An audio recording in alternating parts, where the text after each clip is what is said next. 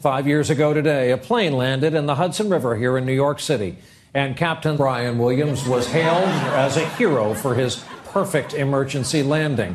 We have witnessed a test of human skill and endurance really unlike any other. Brian Williams completed what's been roundly described as the most difficult free climb in the world.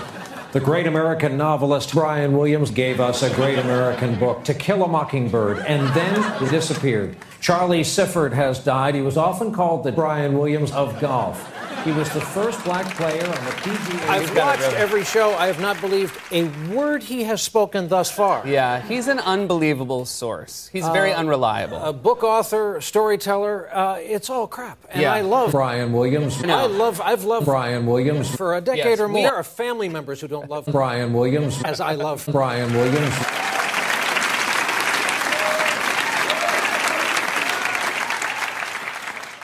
To Kill a Mockingbird was a great book. It really was. Good for Brian Williams. Good for funny. We were yelling. It was funny. You suck. Yeah, that was good. You suck, Brian Williams. You suck, Brian Williams. You're the one. And you were ignoring us. You're like, okay, yeah, And then you kept walking. We were hailing a cab or something, and then our car just happened to keep going with you, and we kept yelling, Brian Williams, you suck. Yeah.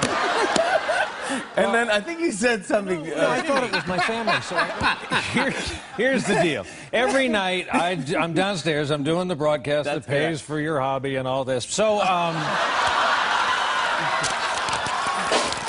there are certain things I couldn't do with a straight face.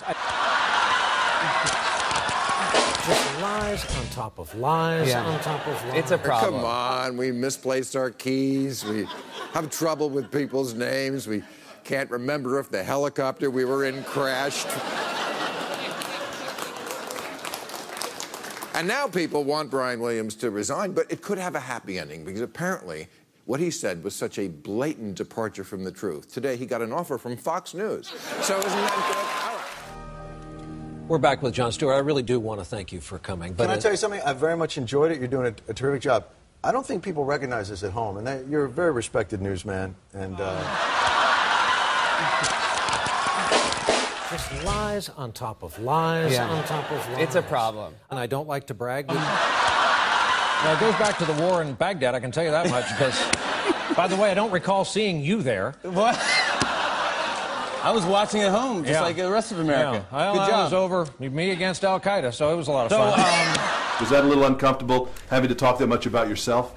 Yes, I don't. It's not my favorite subject. Unlike a couple people out here in Hollywood. It really isn't. And, you know, I define myself by what I do for a living. I get to the office every day. We have editorial meetings. I write for the broadcast. I deliver the broadcast.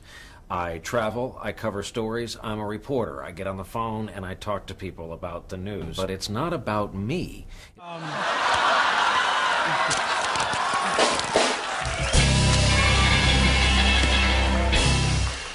And people think I have somehow...